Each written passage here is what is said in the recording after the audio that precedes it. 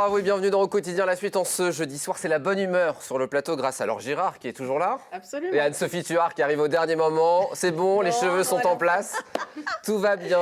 Anne-Sophie Thuard, la plus sartoise des Hollandaises, propriétaire de la maison Thuard. Dans quelques instants, votre sélection littéraire et vos coups de cœur, on en parle dans quelques instants. Mais pour commencer, le rendez-vous musical de Céline Chevassus. Bonsoir Céline. Bonsoir Aurélien, cette semaine on parle de l'enfant terrible de la chanson française. Le groupe Tonzingue, mélange subtil de rap, folk, reggae et de chansons françaises, revient avec un nouvel album toujours aussi taquin et incisif.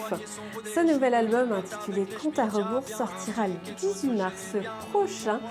Et d'ores et déjà, le premier clip extrait de cet album est disponible. Il s'agit de À l'injustice et on en regarde tout de suite un extrait.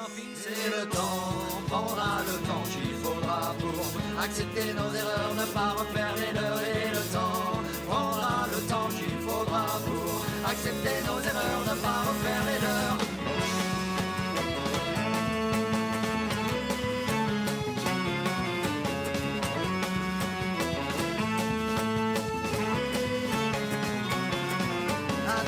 Poil au menton, je me suis pris pour un grand. Comme quand avec un brin d'oseille, ils se prennent pour des géants. Je préfère 1000 fois rester dans ma chambre d'enfant que de devenir débiteur, galérer pour le remboursement. Parce que je suis propriétaire en CDD ultra précaire, syndiqué, CGT, l'avenir est bien dans les affaires. Et sache que c'est à la chaîne que je chine ma retraite, en insistant tous les ans pour éponger mes dettes. Et puis j'ai des gamins qui ont un peu d'ambition.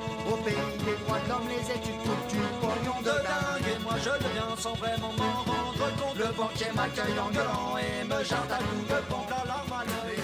L'alarme sonne. Le clip à l'injustice, extrait du nouvel album du groupe Tonzingue qui vient tout juste de sortir. Merci à Céline Chevassus. Anne-Sophie, c'est l'heure du rendez-vous littéraire avec, pour commencer, un ouvrage qui fait du bruit en ce moment. Les Fossoyeurs de Victor Castanet, cette audition Fayard, une enquête de 3 ans de ce journaliste qui nous propose une plongée pour le moins inquiétante dans les secrets du groupe Orpea, le groupe Orpea, leader mondial des EHPAD et des cliniques. Oui, alors pourquoi c'est très important de le lire? C'est pas parce qu'il manque de personnel, la malbouffe, enfin ça on le sait depuis très longtemps. Mais le drame, le vrai drame, c'est que l'argent sort dans les poches des directeurs qui ont les œuvres d'art de vrais artistes, Picasso pour nommer juste un, etc. Donc du coup, le drame c'est que c'est malhonnête, c'est très très malhonnête. Et c'est là où je trouve que l'appui qu'on peut donner, même déjà en achetant, mais surtout en lisant et en parlant, c'est très important. Parce qu'on n'en veut pas de ce monde-là. On veut éventuellement rentrer dans une maison de soins. Ce ne sera jamais mon cas, tu comprends bien, mais pourquoi pas. Ou au-dessus de la librairie. Allez, chez Thuard. dans la librairie, au-dessus de la librairie, où on veut. Mais que ça existe, ce n'est pas le drame, mais que c'est mal géré, même malhonnête, très très grave, ouais. Alors l'enquête, on en parle beaucoup. Est-ce que c'est un intérêt littéraire de le lire? C'est très bien écrit parce que là où c'est très bon, c'est que ce sont des petits chapitres et avec un certain suspense. On le lit un peu presque comme un roman polar. Ah oui. C'est-à-dire à la fin d'un chapitre, il dit « Et là, je rencontre la personne qui va me dévoiler le plus important. » Donc du coup, on est tenu en haleine et j'ai passé un dimanche seulement sur le canapé. Je me sentais un peu feignant, mais parce que je ne pouvais plus lâcher le livre. Ouais. Bon, c'est un peu inquiétant pour un dimanche après-midi de lire... Pour un libraire. Ouais.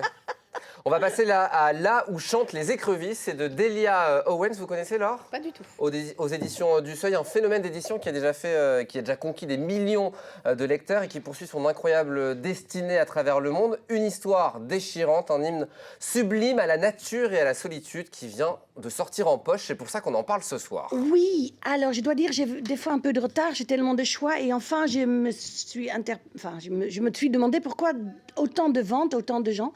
Et c'est vraiment magnifique. C'est la nature en toute simplicité parce que c'est une fille dans une grande pauvreté aux États-Unis il y a peut-être 40-50 ans. Et elle observe les insectes. Et puis, ce qui est très beau, elle arrive à l'âge de 17-18 ans où les garçons essayent de l'amener dans un livre, forcément comme ça se fait, mais elle interprète d'abord le comportement des mâles dans la nature. Alors, c'est pas du tout le même. Je peux te dire que l'homme n'est pas exactement une copie des animaux. Non. Elle donne un si beau descriptif et je me suis posé la question depuis, pourquoi dans la nature, les animaux mâles sont plus beaux souvent, séduisent, et si la femelle veut pas, il se passe rien. C'est pas beau, ça? Donc il y a un parallèle entre les animaux et l'homme. Ouais, on a dérivé. Et moi, je pense financièrement que c'est ça le drame. Le monde du finance est arrivé là. Mais ça, c'est moi. C'est pas le livre qui le dit. Le livre donne juste... C'est une hymne à la nature, je C'est vois, une mais hymne c'est à ça. la nature. Ouais. Et là, évidemment, l'accouplement se fait dans les animaux. Et puis, la petite s'interroge un peu sur la vie à travers cela, mais c'est pas le sujet. Le sujet, c'est la pauvreté, la curiosité de la fille et un descriptif magnifique de la nature. Ouais. Là où chantent les écrevisses de Delia Owen, c'est aux éditions du Seuil et ça vient de sortir en poche, disponible évidemment à la librairie Tuar. On va finir par un ouvrage en soutien à l'Ukraine, un grand classique de la littérature ukrainienne, Le Pingouin de l'auteur ukrainien Andrei Kourkov aux éditions du Seuil. Alors l'histoire est improbable et formidable. Suite à un chagrin d'amour, un journaliste ukrainien, Viktor Zolotarev, décide d'adopter un pingouin du zoo de Kiev, un zoo qui est en faillite. C'est ça, l'histoire est loufoque, l'histoire est drôle, l'histoire est totalement improbable, mais je pense que dans toute l'actualité où c'est très triste et très difficile, on a aussi envie de rire avec ces auteurs qui ont tous les mérites. C'est drôle, c'est vraiment un ouvrage qui montre un peu l'absurdité d'une société. C'est pour ça que je l'ai retenu. Et il se vend déjà très très bien, il se revend déjà très bien. Et une nouvelle édition sort dans quelques jours avec une autre jaquette et c'est magnifique. Et vraiment. Pierre Fremont, qui est cofondateur de Babelio, a dit dans une interview il y a peu de temps que le nombre de lecteurs d'Andrei Kourkov a été multiplié par 7 ou 8 depuis le début du conflit. Et c'est le cas aussi de nombreux auteurs ukrainiens. On s'intéresse à la littérature ukrainienne qui est importante et présente dans les rayons littéraires. Depuis, le Kourkov, c'était toujours un auteur qui Ouais. était assez demandé, mais pas autant. Et évidemment, maintenant, on veut tout. J'ai lu tout à l'heure, on peut acheter des chaussettes sur les couleurs du drapeau. Donc, il y a des soutiens de tous les moyens. Mais il y a un vrai propos. Hein.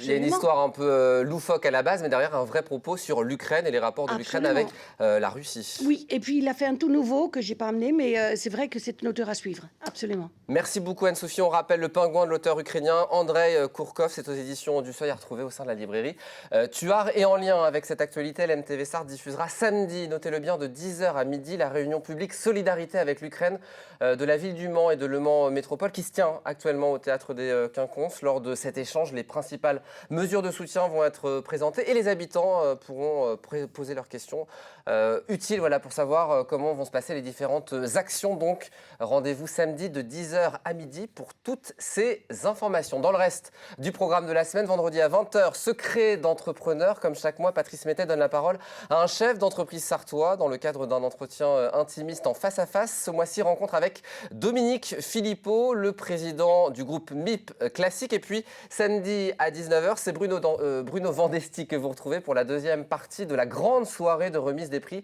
des talents de la Sarthe 2021 du Maine Libre qui s'est déroulé le 1er mars dernier depuis le méga CGR de Saint-Ceinture-Nord. Deuxième partie donc ce samedi, troisième partie samedi 19 mars à 19h. Et toujours pas de talent de la Sarthe pour Aurélien Legendre, je comprends Moi, pas. ni pour Laure Girard. Oh là là. On y travaille. Et pour Et Anne-Sophie pour Tuard. Anne-Sophie Tuard, enfin. Voyons. Le chef d'entreprise, ça me convient aussi. C'est vrai, c'est plutôt pas mal. Donc direction, la librairie Tuard, la librairie verte pour faire plein d'achats rue de l'Étoile. Merci. Merci Anne-Sophie, on repart en vélo. Oui, absolument. Eh ben c'est parti, on laisse la place à Chloé Bergera pour Culturel. Moi je vous donne rendez-vous demain à 18h30 pour une nouvelle quotidienne avec du sourire, de la bonne humeur et du plaisir. À demain.